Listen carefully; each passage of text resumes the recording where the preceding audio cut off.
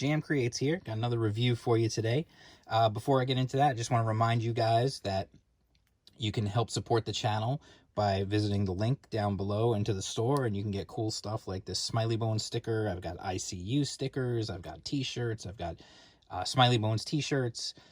I've also got Indie Comics Underground t-shirts and a mug and everything else. What is Indie Comics Underground? Well, that is my free online zine dedicated to indie and crowdfunded comics. It's loaded with interviews and art and previews and all sorts of cool stuff, commentary, all sorts of great stuff to help you find awesome comics to read. It's always full of links to get you where you need to go so you can continue to find what it is that you need to find to help continue to feed your comic book addiction.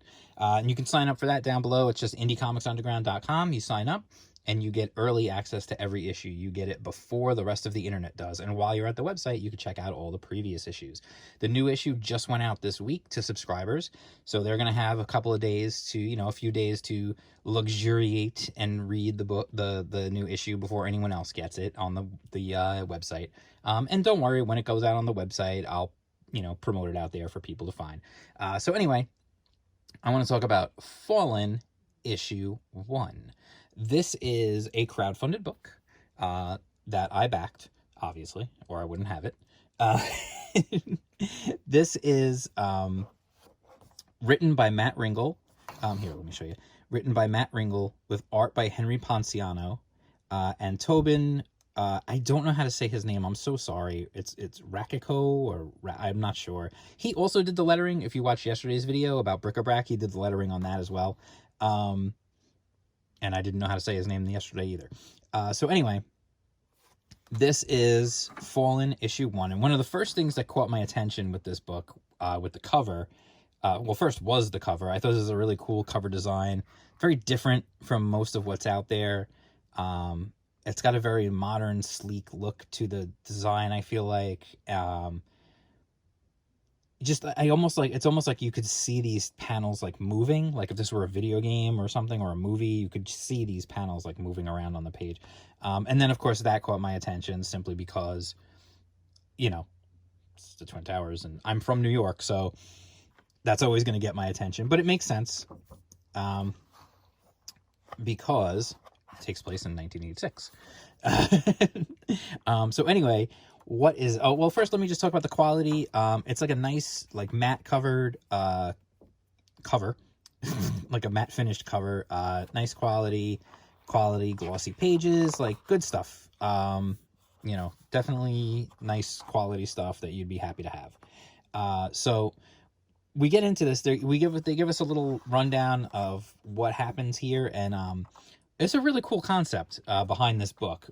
Essentially, what the story is that at one time, there were a group of gods that were cast down to earth from their realms. So whether it be, the Greek gods or the Asgardians, like, Aztec gods, like gods from all different religions. Not all of them, but some of them from each one were sent down to earth, and they were cut off from their powers and from their the rest of the gods, the rest of their pantheons. And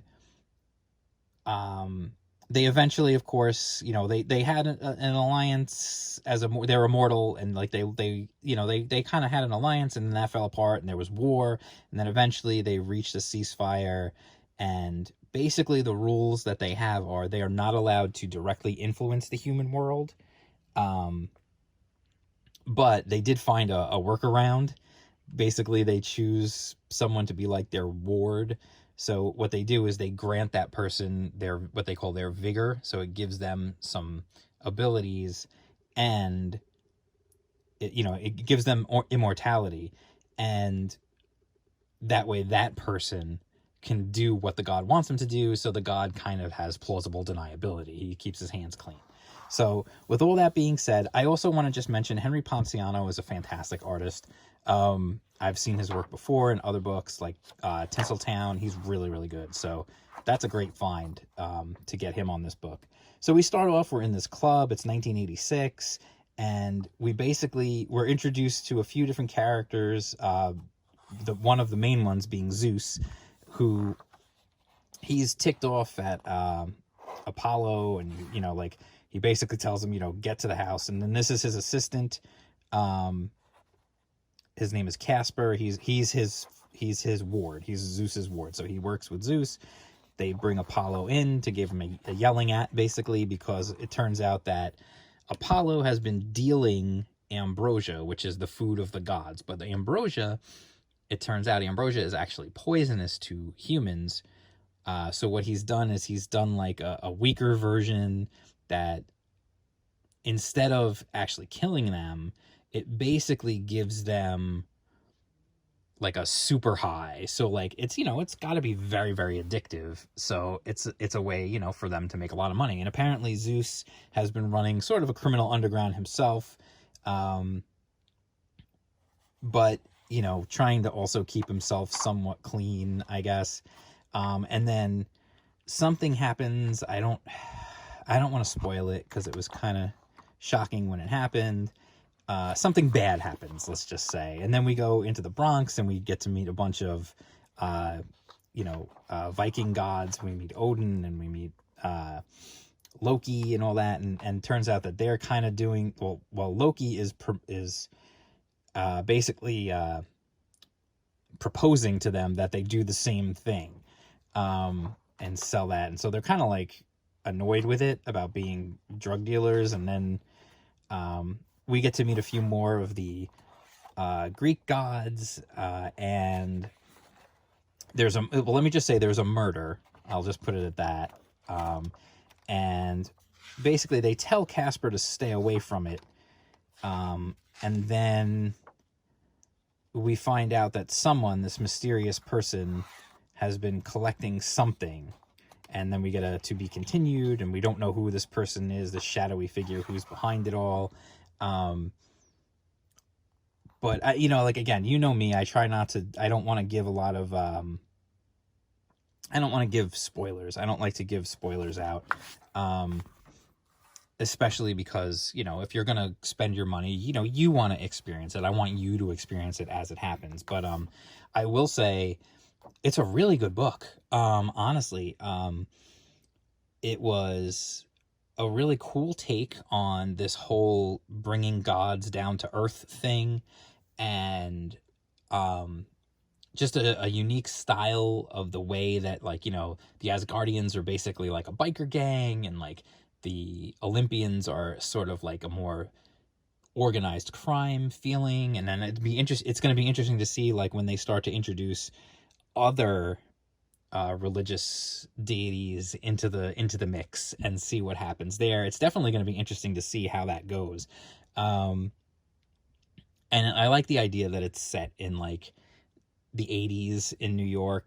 It's just cool. It's a cool setting, and honestly, it's just a really unique book. It's very different from everything else that's out there, and the art is fantastic. Like I said, Henry Ponciano is a great artist. If you don't know him, if you've never seen his work, go check him out on like social media or whatever. Like, dude is fantastic artist. Like, go track down some of his work. He's really, really good. And honestly, Matt Wrinkle has put together a really cool story. And I am absolutely looking forward to the second one. I know they are going to be crowdfunding the second one. It hasn't launched yet. I think they may have put up a pre-launch page so that you could be notified when it does launch. I have to check on that. But take a look for it. I think it's on Kickstarter, which again, I'm not a huge fan of Kickstarter, but I will go there for certain things. So anyway, I absolutely would recommend it. If you could track it down, if you can get a hold of it. Like I said, when issue 2, when the campaign opens up for issue 2, there will probably be a way to get issue 1. I always say that to people. You always feel like, I don't want, you feel like you missed out. But you know what? You can always, smart creators will always give you an option to go back and then catch up. So I 100% would recommend it. It's really good. So if you liked this video, give it a thumbs up. If you read it, let me know in the comments down below. I'd love to hear what you guys thought about it. Don't forget, if you're not already, just don't forget to subscribe, hit the bell for notifications, all that good stuff. By the way, I got a comment on one of my other videos about how hairy my arms are. I guess because I was wearing long sleeves for so long because it was the winter, and now I'm not. Yes, bask in the glory of my hairy arm. Anyway, I'll talk to you. That was ridiculous. All right, I'll talk to you guys soon. Don't forget, like, subscribe, all that good stuff. Follow me on Twitter at jam_creates, on Instagram at jam_creates, and I will talk to you all soon. Peace out.